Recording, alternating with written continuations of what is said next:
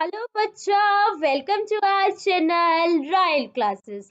तो आज हम लेकर आए हैं हमारे पास रिवीजन सीरीज क्लास 11th के थर्मोडायनामिक्स के बारे में। तो इसमें हम लोग स्टार्ट करेंगे हमारे एमसीक्यूज। आप सबने आंसर्स देना है और साथ ही साथ वीडियो को लाइक, शेयर एंड सब्सक्राइब करना बिल्कुल भी नहीं भूलना है। तो स्टार्ट करते हैं हमारे आज की क्वेश्चंस। क्वेश्चन नंबर 1 आया हमारे पास। In a cyclic process the internal energy of gas. Cyclic process में इंटरनल एनर्जी ऑफ गैस क्या होती है? Internal energy is what? The sum total of kinetic energy and potential energy.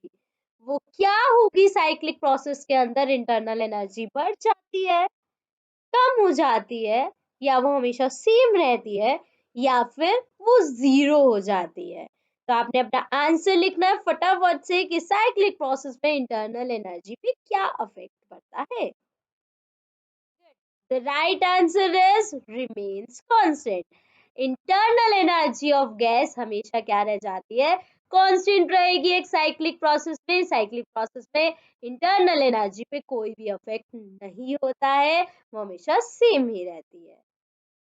Question number 2 आया हमारे पास। In which of the following thermodynamics process no heat flow between the system and the surrounding. Heat का flow नहीं होता है system और surrounding दोनों में। ऐसी कौन सी थर्मोडायनेमिक प्रोसेस है? Your options are adiabatic, isothermal, isobaric, या फिर आइसोकोरिक। तो आपने सोचना है ऐसी कौन सी प्रोसेस है जिनके अंदर जो हीट का फ्लो है वो हमेशा सेम रहता है या फिर हीट का फ्लो नहीं होता है। और अपना आंसर फटाफट से चैट बॉक्स में और कमेंट बॉक्स में लिख देना है। The right answer is adiabatic. Adiabatic process ऐसी होती है जिसमें हीट हमेशा क्या रहती है? सेम रहती है, हीट का कभी भी चेंज नहीं होता है। एडियाबेटिक प्रोसेस ही हमारे पास यही होती है। लाइक आइसोथर्मल है, आइसोथर्मल में टेम्परेचर सेम रहता है, आइसोबारिक में प्रेशर सेम रहता है, और आइसोकोरिक में वॉल्यूम सेम रहती है। अब आया हमारे पास question number 3। An ideal gas undergoes isobaric expansion at pressure P। एक आइडियल गैस है और उसके अंदर आइसोबारिक एक्सपेंशन हो रहा है। P प्रेशर पर प्रेशर सेम है from V1 to V2। Volume change हो रही है V1 से V2। तो बोला वो वर्क डन कितना करेगी? तो आपने निकालना है फॉर्मूला, बोला P V2 minus V1। Second आया RT log V2 by V1, या फिर P1V1 log V1 bye V2, या फिर R T1 minus T2 gamma minus 1। तो इनमें से कौन सा ऐसा है जो वर्क डन का फॉर्मूला होगा? The right answer is P V2 minus V1, क्योंकि वर्क डन का फॉर्मूला PV। P तो सेम है बट वॉल्यूम क्या हुआ? V2 से V1 चेंज हुआ। तो हमारे पास आंसर आ गया P V2 minus V1। Question number 4 आता है हमारे पास। The equation PV gamma is always a constant is applicable form। PV gamma को इक्वेशन इनमें से कौन से चेंज के लिए एप्लीकेबल है? आइसोथर्मल, आइसोबारिक, आइसोकोरिक और एडियाबेटिक। तो कौन सी ऐसी प्रोसेस है जिसके लिए पीवी गामा हमेशा कांस्टेंट रहेगा? The right answer is adiabatic. Adiabatic process के लिए PV gamma equals to constant हमारी कंडीशन होती है। तो हम क्या कह देंगे? PV gamma is applicable for adiabatic changes. Question number 5 आया हमारे पास। The first law of thermodynamics expresses the law of conservation of. First law of thermodynamics कौन से लॉ ऑफ कंजर्वेशन को एक्सप्रेस करता है? मोमेंटम को, एनर्जी को, एंगुलर मोमेंटम को, या फिर मास को? इनमें से कौन सी ऐसी चीज होती है जो फर्स्ट लॉ ऑफ थर्मोडायनेमिक्स हमें ये बताता है कि वो हमेशा क्या रहेगा, बिल्कुल सेम रहेगा। कंजर्वेशन का मतलब क्या होता है, that it can neither be created nor be destroyed.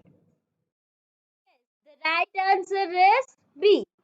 First law of thermodynamics हमें किसके बारे में बताता है, about the law of conservation of energy, that energy can neither be created nor be destroyed. Question आया हमारे पास, if gamma denotes the ratio of principal of specific heat, that is Cp by Cv। Gamma को हम denote करते हैं Cp by Cv से, then the ratio of slope of adiabatic to isothermal, जब हम स्लोप निकालेंगे एडियाबेटिक बाय में isothermal on PV curve at their point of intersection, उनके इंटरसेक्शन पॉइंट पर क्या मिलेगा, गामा प्लस 1 की वैल्यू मिलेगी, गामा माइनस 1 की वैल्यू मिलेगी, या फिर गामा की वैल्यू मिलेगी, या फिर 1 बाय गामा की वैल्यू मिलेगी। The right answer is gamma. क्यों? क्योंकि एडियाबेटिक का इक्वेशन होती है पीवी गामा, आइसोथर्मल की होती है पीवी, तो हमारा मेन जो पॉइंट है वो कहाँ पर है, गामा पे। तो जब हम इनका स्लोप बनाएंगे तो स्लोप आएगा dp by dp dv equals to p by v, उसका आएगा गामा p बाय v, तो p बाय v से p बाय v कैंसिल हो गया, आंसर हमारे पास क्या बच जाता है, सिर्फ गामा। क्वेश्चन नंबर 7 आया हमारे पास, the internal energy of gas will increases when it, जो इंटरनल एनर्जी होती है गैस की वो इंक्रीज होगी जब वो एक्सपेंड करेगा एडियाबेटिकली, या वो कंप्रेस करेगा एडियाबेटिकली, या फिर वो एक्सपेंड करेगा आइसोथर्मली, या फिर वो कंप्रेस करेगा आइसोथर्मली। इंटरनल एनर्जी गैस की कैसे इंक्रीज होती है, एक्सपेंड करने से या फिर कंप्रेस करने से, और वो भी कौन से एक्सपेंशन और कौन से कंप्रेशन से, वो हमने फाइंड आउट करना है। Right answer is compressed adiabatically. Internal energy gas की इंक्रीज तभी होती है जब हम उसको कंप्रेस कर लेते हैं, और वो भी कैसे कंप्रेस कर लेते हैं, एडियाबेटिकली, मतलब जिसमें हीट चेंज ना हो। क्वेश्चन आया हमारे पास, a Carnot engine works between source temperature T1 and sink temperature T2 for efficiency to be greatest। efficiency मतलब ईटा, ईटा ग्रेटेस्ट होगा कब, जब T1 T2 दोनों हाई हो जाए, या फिर T1 T2 दोनों लो हो जाए, या फिर T1 बहुत लो हो जाए और T2 बहुत हाई हो जाए, या फिर T1 हाई हो जाए और T2 लो हो जाए। तो इनमें से क्या ऐसा करे कि एफिशिएंसी जो है वो ग्रेटेस्ट आए। Yes, the right answer is T1 को हम हाई कर दे और T2 को जब लो कर देंगे तो हमारे पास एफिशिएंसी ग्रेटेस्ट आ जाएगी, क्योंकि T1 जो है वो डायरेक्टली प्रोपोर्शन है और T1 minus T2 inversely proportion है, तो T2 अगर लो हो जाएगा और T1 हाई हो जाएगा तो एफिशिएंसी ग्रेटेस्ट आ जाएगी। नेक्स्ट क्वेश्चन आया हमारे पास, a Carnot heat engine working between 27 degree Celsius and 127 degree Celsius takes up 800 joule of heat from the reservoir in one cycle।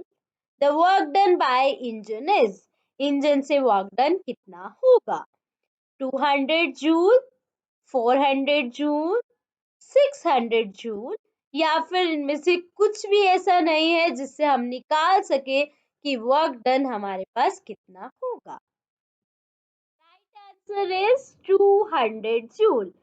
आया कैसे, तो हम लोगों ने एफिशिएंसी का फॉर्मूला पढ़ा होता है, क्या होता है, वर्क डन बाय में हीट, और यही वर्क डन बाय में हीट किसके इक्वल होती है, 1 माइनस T2 बाय T1। तो हमारे पास T2 भी है, T1 भी है, हीट भी है। हम लोग किसको फाइंड आउट कर देंगे? वर्क डन को। तो वहां से हमारे पास वर्क डन कितना आता है? 200 जूल। नेक्स्ट क्वेश्चन आया हमारे पास, on what factor does the efficiency of Carnot heat engine depend? Carnot heat engine की एफिशिएंसी किस फैक्टर पे डिपेंड करती है? The temperature of the source, the temperature of the sink, या इन दोनों पे, या इन दोनों में से किसी पे भी नहीं। तो कार्नोट हीट इंजन की एफिशिएंसी किस फैक्टर पे डिपेंड करती है वो हमें फाइंड आउट करनी है। It depends on the temperature of source, sink, या दोनों, या कोई भी नहीं। The right answer is it depends on the temperature of source as well as on the temperature of sink. Carnot heat engine efficiency होती है eta equals to 1 minus T2 by T1. Temperature of sink as well as temperature of source, दोनों पे इसकी efficiency depend करती है। तो ये थे हमारे कुछ एक इम्पॉर्टेंट क्वेश्चन। ऐसे ही इम्पॉर्टेंट क्वेश्चन को देखने के लिए चैनल को लाइक शेयर एंड सब्सक्राइब करना बिल्कुल भी नहीं भूले। Thank you.